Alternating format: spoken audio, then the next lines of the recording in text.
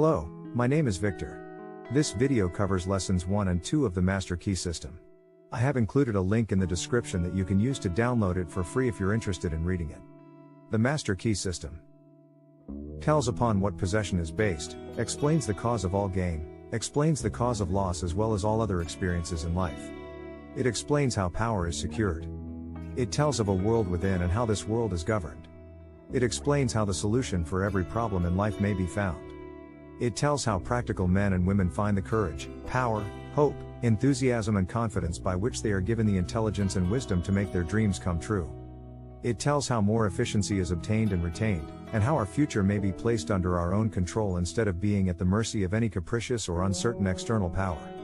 It explains the cause of every condition, the reason for every experience, the origin of all power, and why all power is absolutely under our own control. Introduction. Would you bring into your life more power? Get the power consciousness. More health? Get the health consciousness. More happiness? Get the happiness consciousness. Live the spirit of these things until they become yours by right. It will then become impossible to keep them from you. The things of the world are fluid to a power within man by which he rules them.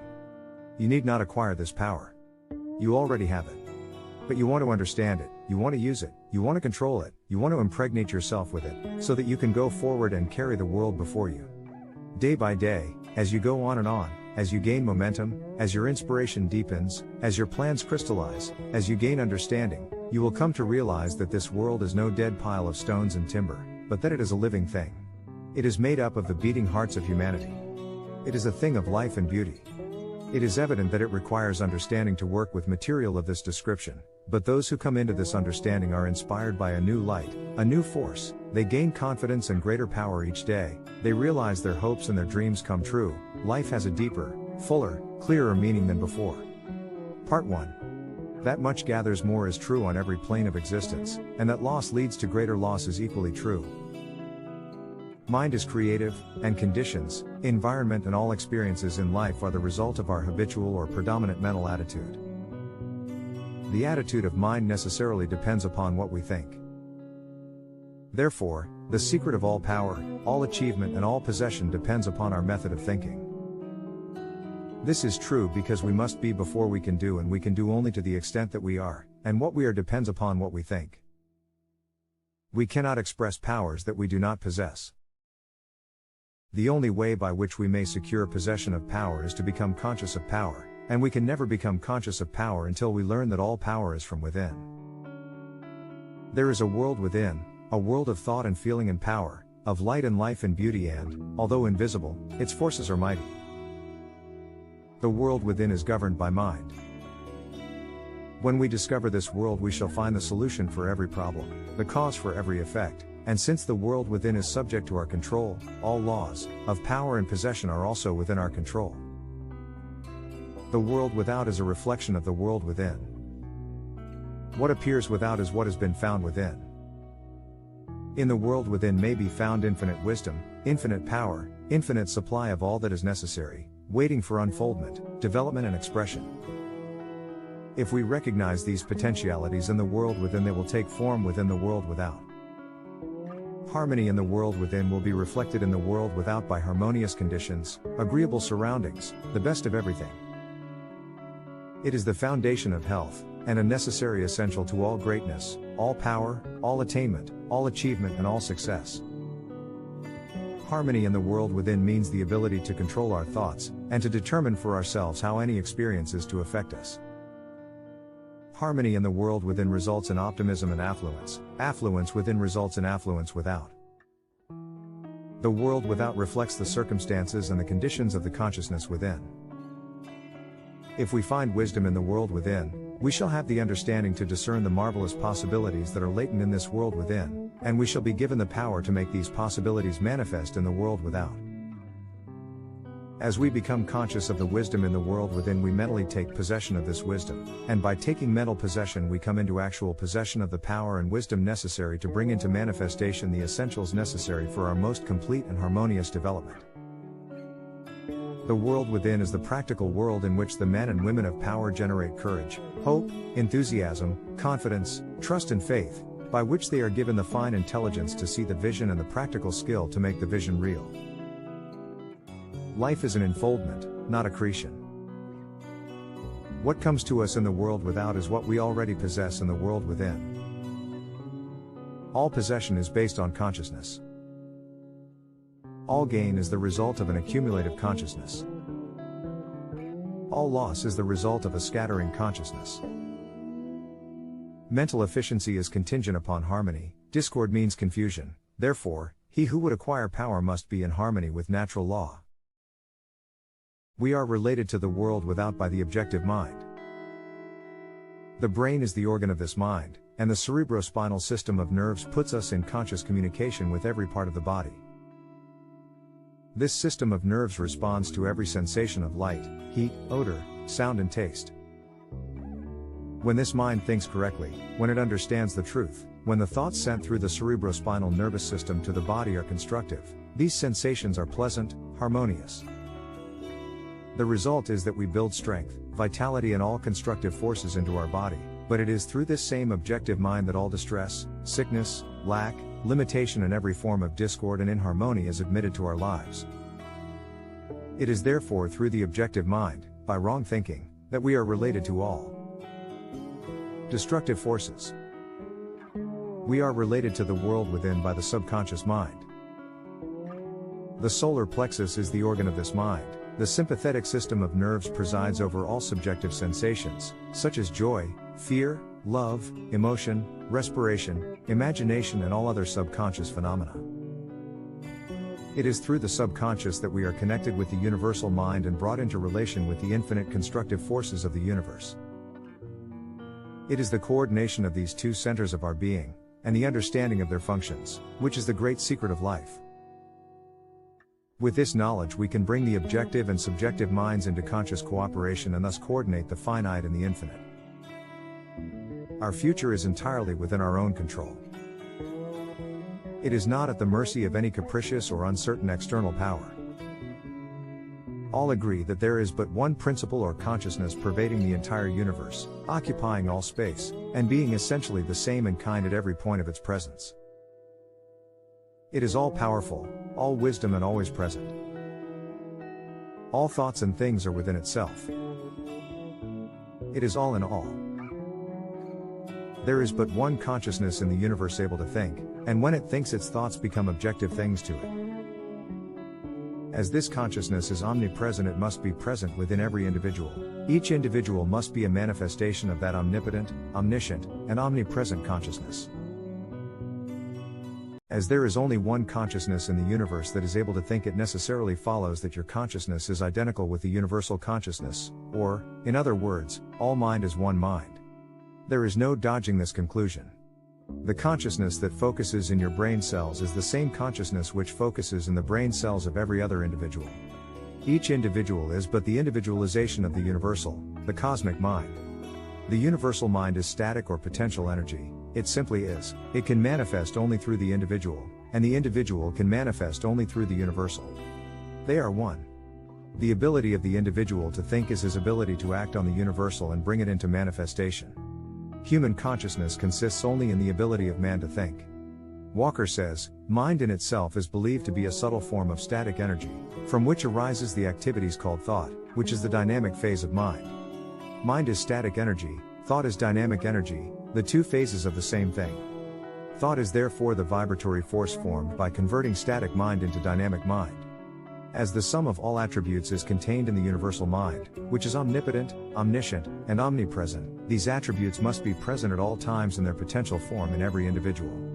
Therefore, when the individual thinks, the thought is compelled by its nature to embody itself in an objectivity or condition which will correspond with its origin. Every thought is therefore a cause, and every condition an effect. For this reason it is absolutely essential that you control your thoughts so as to bring forth only desirable conditions. All power is from within, and is absolutely under your control. It comes through exact knowledge and by the voluntary exercises of exact principles. It should be plain that when you acquire a thorough understanding of this law, and are able to control your thought processes, you can apply it to any condition. In other words, you will have come into conscious cooperation with omnipotent law, which is the fundamental basis of all things. The universal mind is the life principle of every atom which is in existence. Every atom is continually striving to manifest more life, all are intelligent, and all are seeking to carry out the purpose for which they were created. A majority of mankind lives in the world without, few have found the world within, and yet it is the world within that makes the world without. It is therefore creative, and everything which you find in your world without has been created by you in the world within. The master key will bring you into a realization of power which will be yours when you understand this relation between the world without and the world within. The world within is the cause, the world without the effect. To change the effect you must change the cause. You will at once see that this is a radically new and different idea. Most men try to change effects by working with effects. They fail to see that this is simply changing one form of distress for another. To remove discord, we must remove the cause, and this cause can be found only in the world within. All growth is from within. This is evident in all nature. Every plant, every animal, every human being is a living testimony to this great law, and the error of the ages is in looking for strength or power from without. The world within is the universal fountain of supply, and the world without is the outlet to the stream. Our ability to receive depends upon our recognition of this universal fountain, this infinite energy of which each individual is an outlet, and so is one with every other individual. Recognition is a mental process. Mental action is therefore the interaction of the individual upon the universal mind, and as the universal mind is the intelligence which pervades all space and animates all living things, this mental action and reaction is the law of causation, but the principle of causation does not obtain in the individual but in the universal mind. It is not an objective faculty but a subjective process, and the results are seen in an infinite variety of conditions and experiences. In order to express life there must be mind. Nothing can exist without mind. Everything which exists is some manifestation of this one basic substance from which and by which all things have been created and are continually being recreated. We live in a fathomless sea of plastic mind substance. This substance is ever alive and active. It is sensitive to the highest degree. It takes form according to the mental demand. Thought forms the mold or matrix from which the substance expresses. Remember that it is in the application alone that the value consists, and that a practical understanding of this law will substitute abundance for poverty, wisdom for ignorance, harmony for discord and freedom for tyranny, and certainly there can be no greater blessing than these from a material and social standpoint. Now make the application. Select a room where you can be alone and undisturbed. Sit erect, comfortably, but do not lounge. Let your thoughts roam where they will, but be perfectly still for from 15 minutes to half an hour. Continue this for 3 or 4 days or for a week until you secure full control of your physical being. Many will find this extremely difficult, others will conquer with ease, but it is absolutely essential to secure complete control of the body before you are ready to progress. In part 2 you will receive instructions for the next step. In the meantime you must have mastered this one. Part 1 question. What is the world without and its relation to the world within? The world without is a reflection of the world within. Upon what does all possession depend? All possession is based on consciousness. How is the individual related to the objective world? The individual is related to the objective world by the objective mind. The brain is the organ of this mind. How is he related to the universal mind? He is related to the universal mind by the subconscious mind. The solar plexus is the organ of this mind. What is the universal mind? The universal mind is the life principle of every atom which is in existence. How can the individual act on the universal? The ability of the individual to think is his ability to act upon the universal and bring it into manifestation. What is the result of this action and interaction? The result of this action and interaction is cause and effect. Every thought is a cause, and every condition an effect. How are harmonious and desirable conditions secured? Harmonious and desirable conditions are obtained by right thinking. What is the cause of all discord, inharmony, lack and limitation? Discord, inharmony, lack and limitation are the result of wrong thinking. What is the source of all power? The source of all power is the world within, the universal fountain of supply, the infinite energy of which each individual is an outlet. Those who have finished by making all others think with them have usually been those who began by daring to think for themselves. Colton. Part 2. The operations of the mind are produced by 2 parallel modes of activity, the one conscious, and the other subconscious. Professor Davidson says, he who thinks to illuminate the whole range of mental action by the light of his own consciousness is not unlike one who should go about to illuminate the universe with a rushlight. The subconscious, logical processes are carried on with a certainty and regularity which would be impossible if there existed the possibility of error. Our mind is so designed that it prepares for us the most important foundations of cognition, whilst we have not the slightest apprehension of the modus operandi. The subconscious soul, like a benevolent stranger, works and makes provision for our benefit, pouring only the mature fruit into our lap. Thus, ultimate analysis of thought processes shows that the subconscious is the theater of the most important mental phenomena. It is through the subconscious that Shakespeare must have perceived, without effort, great truths which are hidden from the conscious mind of the student, that Phidias fashioned marble and bronze, that Raphael painted Madonnas and Beethoven composed symphonies. Ease and perfection depend entirely upon the degree in which we cease to depend upon the consciousness. Playing the piano, skating, operating the typewriter, the skilled trades, depend for their perfect execution on the process of the subconscious mind. The marvel of playing a brilliant piece on the piano, while at the same time conducting a vigorous conversation, shows the greatness of our subconscious powers. We are all aware how dependent we are upon the subconscious, and the greater, the nobler, the more brilliant our thoughts are, the more it is obvious to ourselves that the origin lies beyond our ken. We find ourselves endowed with tact, instinct, sense of the beautiful in art, music, etc., of whose origin or dwelling place we are wholly unconscious. The value of the subconscious is enormous. It inspires us, it warns us, it furnishes us with names, facts and scenes from the storehouse of memory. It directs our thoughts, tastes, and accomplishes tasks so intricate that no conscious mind, even if it had the power, has the capacity for. We can walk at will, we can raise the arm whenever we choose to do so, we can give our attention through eye or ear to any subject at pleasure.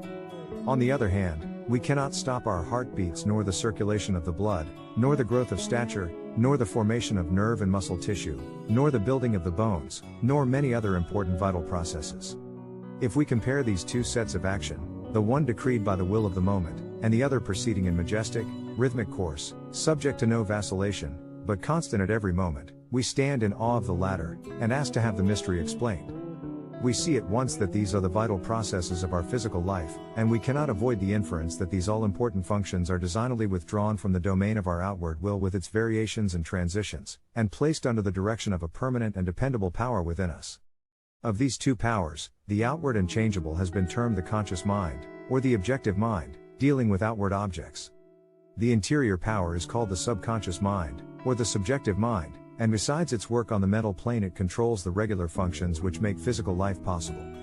It is necessary to have a clear understanding of their respective functions on the mental plane, as well as of certain other basic principles. Perceiving and operating through the five physical senses, the conscious mind deals with the impressions and objects of the outward life.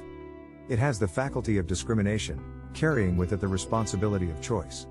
It has the power of reasoning, whether inductive, deductive, analytical or syllogistic, and this power may be developed to a high degree. It is the seat of the will, with all the energies that flow therefrom. Not only can it impress other minds, but it can direct the subconscious mind. In this way, the conscious mind becomes the responsible ruler and guardian of the subconscious mind. It is this high function which can completely reverse conditions in your life. It is often true that conditions of fear, worry, poverty, disease, inharmony and evils of all kinds dominate us by reason of false suggestions accepted by the unguarded subconscious mind. All this the trained conscious mind can entirely prevent by its vigilant protective action. It may properly be called the watchman at the gate of the great subconscious domain. One writer has expressed the chief distinction between the two phases of mind thus. Conscious mind is reasoning will. Subconscious mind is instinctive desire, the result of past reasoning will. The subconscious mind draws just and accurate inferences from premises furnished from outside sources. Where the premise is true, the subconscious mind reaches a faultless conclusion, but where the premise or suggestion is an error, the whole structure falls. The subconscious mind does not engage in the process of proving. It relies upon the conscious mind, the watchman at the gate, to guard it from mistaken impressions. Receiving any suggestions as true, the subconscious mind at once proceeds to act thereon in the whole domain of its tremendous field of work. The conscious mind can suggest either truth or error. If the latter, it is at the cost of wide-reaching peril to the whole being. The conscious mind ought to be on duty during every waking hour. When the watchman is off guard, or when its calm judgment is suspended, under a variety of circumstances, then the subconscious mind is unguarded and left open to suggestion from all sources. During the wild excitement of panic, or during the height of anger, or the impulses of the irresponsible mob, or at any other time of unrestrained passion, the conditions are most dangerous. The subconscious mind is then open to the suggestion of fear, hatred, selfishness, greed, self-depreciation and other negative forces, derived from surrounding persons or circumstances. The result is usually unwholesome in the extreme, with effects that may endure to distress it for a long time. Hence the great importance of guarding the subconscious mind from false impressions. The subconscious mind perceives by intuition. Hence its processes are rapid. It does not wait for the slow methods of conscious reasoning. In fact, it cannot employ them. The subconscious mind never sleeps, never rests, any more than does your heart, or your blood. It has been found that by plainly stating to the subconscious mind certain specific things to be accomplished, forces are set in operation that lead to the result desired. Here, then, is a source of power which places us in touch with omnipotence. Herein is a deep principle which is well worth our most earnest study. The operation of this law is interesting. Those who put it into operation find that when they go out to meet the person with whom they anticipate a difficult interview, something has been there before them and dissolved the supposed differences. Everything is changed, all is harmonious. They find that when some difficult business problem presents itself they can afford to make delay and something suggests the proper solution. Everything is properly arranged. In fact, those who have learned to trust the subconscious find that they have infinite resources at their command. The subconscious mind is the seat of our principles and our aspirations. It is the fount of our artistic and altruistic ideals. These instincts can only be overthrown by an elaborate and gradual process of undermining the innate principles. The subconscious mind cannot argue controversially. Hence, if it has accepted wrong suggestions, the sure method of overcoming them is by the use of a strong counter-suggestion, frequently repeated, which the mind must accept, thus eventually forming new and healthy habits of thought and life, for the subconscious mind is the seat of habit. That which we do over and over becomes mechanical. It is no longer an act of judgment, but has worn its deep grooves in the subconscious mind. This is favorable for us if the habit be wholesome and right.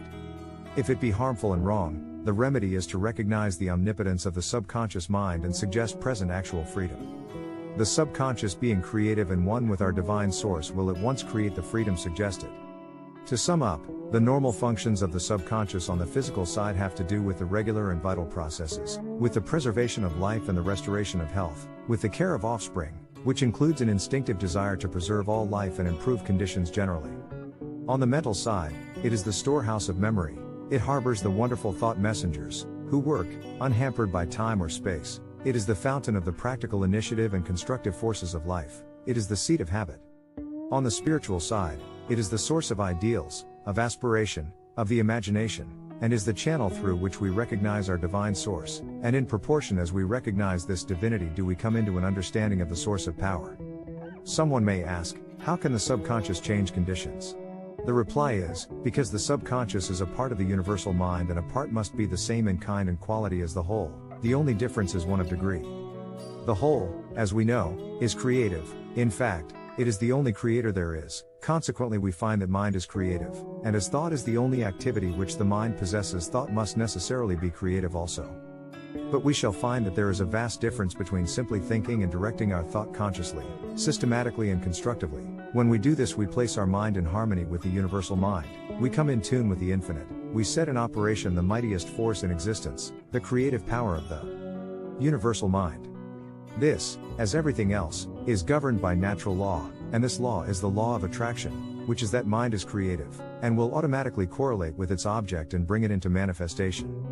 In part 1 I gave you an exercise for the purpose of securing control of the physical body. If you have accomplished this you are ready to advance. This time you will begin to control your thought. Always take the same room, the same chair, and the same position, if possible. In some cases it is not convenient to take the same room. In this case simply make the best use of such conditions as may be available.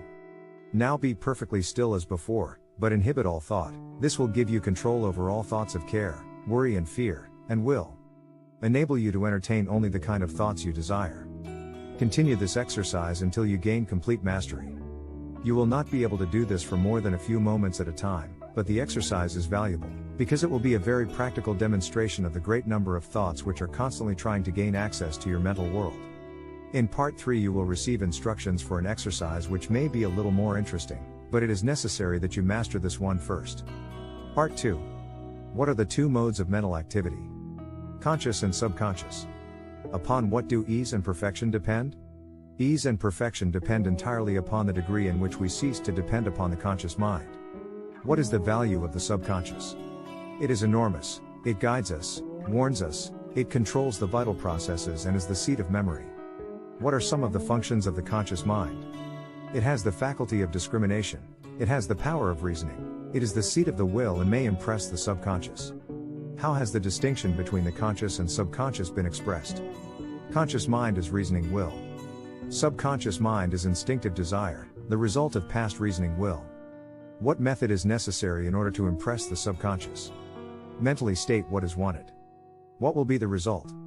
If the desire is in harmony with the forward movement of the great whole, forces will be set in motion which will bring about the result. What is the result of the operation of this law? Our environment reflects conditions corresponding to the predominant mental attitude which we entertain. What name has been given to this law? The law of attraction. How is the law stated? Thought is a creative energy, and will automatically correlate with its object and bring it into manifestation. Cause and effect is as absolute and undeviating in the hidden realm of thought as in the world of visible and material things. Mind is the master weaver, both of the interior garment of character and the outer garment of circumstance. James Allen. Advice. Remember, fully to understand grand and beautiful thought requires, perhaps, as much time as to conceive it. Joubert. If you wish to enjoy the utmost practical benefit from the master key, go slowly. Transfuse into your mind the contents of one part only, each week for 24 weeks. Realize the meaning of every phrase. Consult the master key constantly, as your perpetual help and stimulus. Each time you read the work you will get a better understanding of the eternal cosmic principles. Tell others of the master key so that more and more people may reciprocate with you, as conscious adepts in harmony. The publishers.